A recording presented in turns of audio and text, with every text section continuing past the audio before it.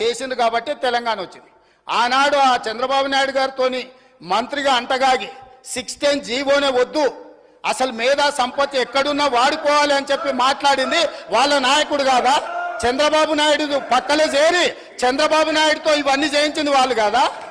రాజశేఖర రెడ్డి గారి ప్రభుత్వంలో ఇప్పుడు లేచి ఎగురుతున్న ఆయన వార్డు మెంబర్ కాకపోయినా ఆ రాజశేఖర రెడ్డి గారే కదా మంత్రి చేసింది నిన్ను.